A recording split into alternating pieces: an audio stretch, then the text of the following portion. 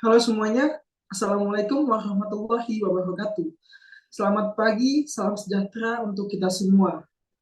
Sebelumnya, perkenalkan saya Muhammad Rangga Diandra, beserta rekan saya Muhammad Zeta Rifki, yang akan mempresentasikan hasil analisis dari dua kasus yang kami ambil mengenai pembagian waris secara bilateral dan patrilineal. Memasuki pengertian daripada kewarisan. Menurut kompilasi hukum Islam sendiri, hukum kewarisan merupakan hukum yang mengatur tentang pemindahan hak milik dan harta peninggalan atau tirkah waris, menentukan siapa-siapa yang berhak menjadi ahli waris dan beberapa bagiannya masing-masing. Menurut pasal 171A kompilasi hukum Islam.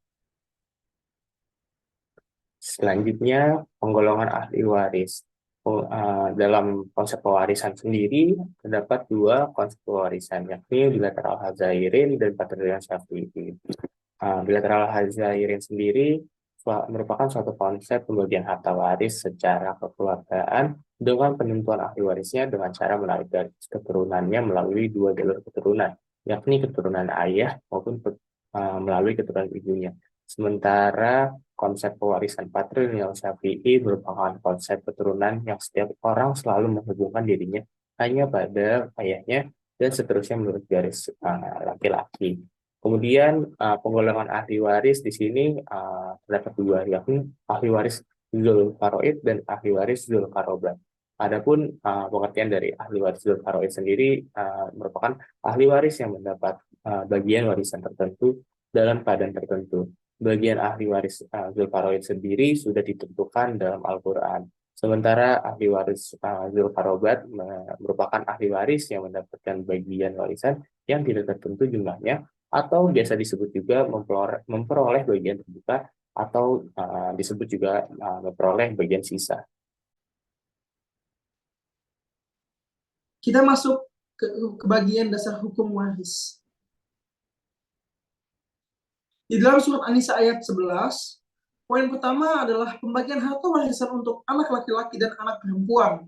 Yang kedua, pembagian harta warisan untuk dua orang atau lebih anak perempuan. Yang ketiga, pembagian harta warisan untuk seorang anak perempuan. Yang keempat, pembagian harta warisan untuk ibu dan bapak jika si pewaris meninggalkan anak. Yang kelima, pembagian harta warisan untuk ibu dan bapak jika pewaris tidak meninggalkan anak dan tidak memiliki saudara. Yang terakhir, pembagian harta warisan untuk ibu dan bapak jika pewaris tidak meninggalkan anak tetapi memiliki saudara. Di dalam surat An-Nisa ayat 12, poin pertama adalah pembagian harta warisan untuk duda jika istri tidak meninggalkan anak. Yang kedua, pembagian harta warisan untuk duda jika istri meninggalkan anak. Yang ketiga, pembagian harta warisan untuk janda jika suami tidak meninggalkan anak. Yang keempat, pembagian harta warisan untuk janda jika suami meninggalkan anak. Dan yang terakhir, pembagian harta warisan untuk saudara laki-laki atau saudara perempuan jika pewaris meninggalkan anak dan bapak pewaris masih hidup. Kita masuk di dalam surat An-Nisa ayat 176. Poin pertama adalah pembagian harta warisan untuk saudara perempuan jika pewaris tidak meninggalkan anak dan bapak pewaris telah meninggal terlebih dahulu. Yang kedua, pembagian harta warisan untuk saudara laki-laki jika pewaris tidak meninggalkan anak dan bapak pewaris telah meninggal lebih dulu. Poin yang ketiga, pembagian harta warisan untuk saudara perempuan yang jumlahnya 2 orang atau lebih jika pewaris dan bapak pewaris telah meninggal lebih dulu. Yang keempat, pembagian harta warisan untuk saudara laki-laki dan perempuan jika pewaris dan bapak pewaris telah meninggal lebih dulu.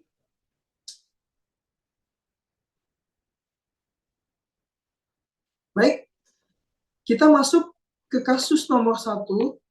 Kami akan membahas soal nomor 5.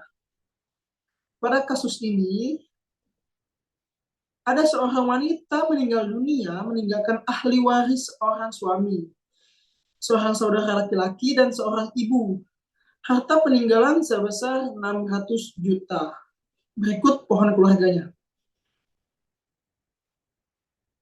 Baik, penyelesaian pada kasus ini, pewaris merupakan perempuan dan harta peninggalan pewaris sebesar 600 juta. Lalu yang menjadi ahli waris seorang suami, ibu, dan saudara laki-lakinya. Kami akan membahas pembagian waris secara bilateral Hazairin dan patrilineal Syafi'i. Yang akan kita bahas pertama yaitu bilateral Hazairin. Suami mendapat 1/2 bagian, lalu dikali dengan 600 juta dan hasilnya 300 juta. Ibu mendapat 1/6 bagian, lalu dikali dengan 600 juta dan hasilnya 100 juta. Lalu saudara laki-laki mendapat bagian sisa, yaitu 600 juta dikurang bagian suami dan ibu, yang berarti mendapat 200 juta. Untuk pembuktiannya, kami jumlahkan bagian suami, ibu, dan saudara laki-laki, dan hasilnya pas habis 600 juta. Selanjutnya, pembagian secara patrilineal Syafi'i. Untuk penyelesaiannya, suami mendapat 1/2 bagian, dan dikali 600 juta, dan yang hasilnya 300 juta. Lalu sisanya berarti 300 juta yang akan dibagi untuk ibu, saudara, dan saudara laki-laki. Untuk ibu mendapat 1/6 bagian yang akan dikali dengan sisa 300 juta dan hasilnya 50 juta. Lalu saudara laki-laki akan mendapat sisa, yang berarti ia akan mendapatkan 250 juta. Untuk pembuktiannya, kami jumlahkan bagian suami, ibu, dan saudara laki-laki. Dan hasilnya pas habis 600 juta.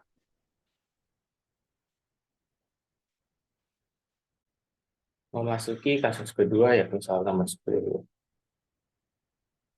Diketahui terdapat seorang wanita meninggal dunia, meninggalkan ahli waris seorang ibu, serta 3 saudara laki-laki, meninggalkan harta peninggalan sebesar 600 juta, beserta hutang senilai 200 juta, serta wasiat untuk rumah yatim sebesar 200 juta. Adapun penggambaran silsilah ahli waris sebagai berikut. Berikut kita akan masuk pada penyelesaian kasus. Pertama, dari cerita tersebut, maka diketahui bahwa pewaris merupakan seorang perempuan, kemudian harta yang ditinggalkan berupa uang sebesar 600 juta, dengan catatan bahwa pewaris memiliki hutang dan akan memberikan 200 juta bagiannya kepada anak yatim. Maka harta pewaris bersih adalah sama dengan harta total dikurang dengan jumlah hutang dan harta yatim, yaitu 600 juta dikurang total dari 200 juta, ditambah 200 juta sama dengan 200 juta.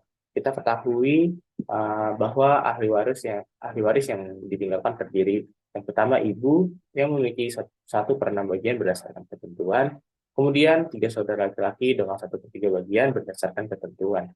Dari sini kita ketahui bahwa ibu mendapatkan harta sebesar 1/6 dikali 200 juta sama dengan 33,33 juta.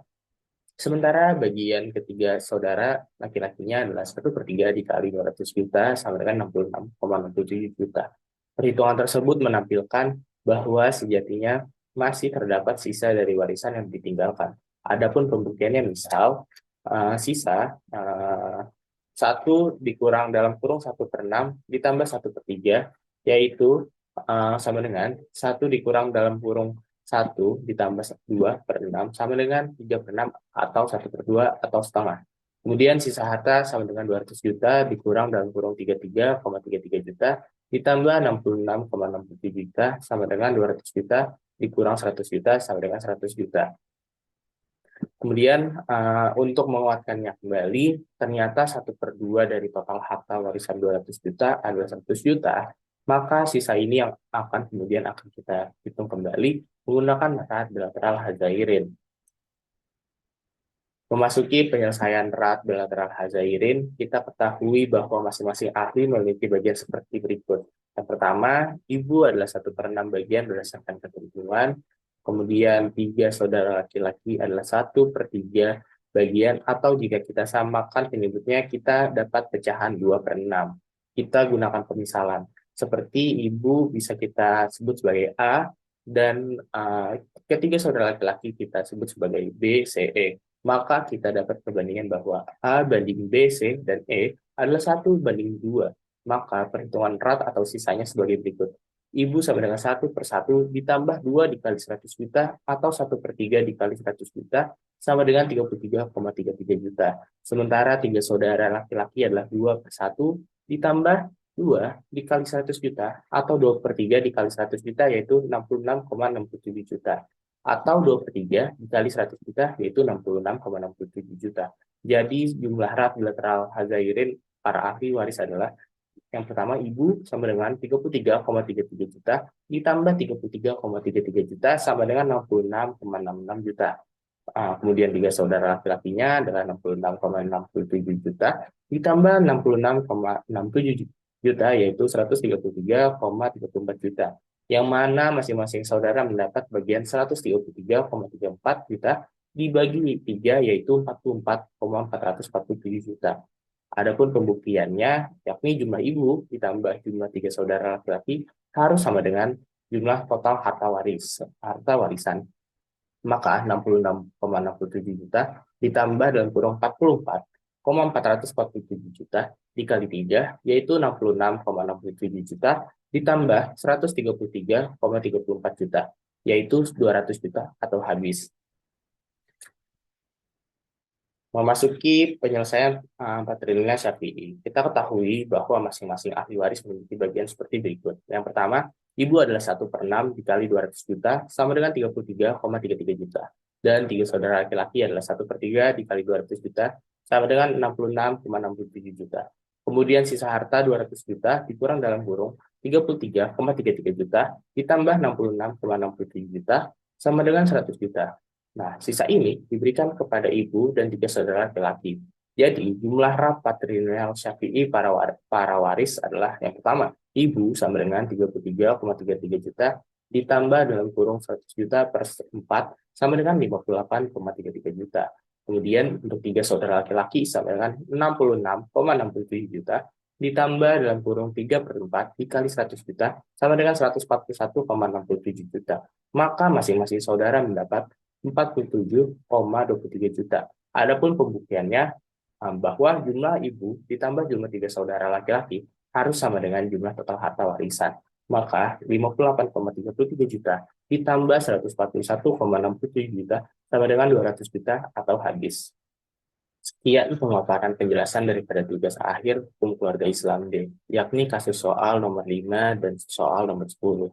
Kurang lebihnya mohon maaf. Sampai bertemu di kesempatan lainnya. Wassalamualaikum warahmatullahi wabarakatuh.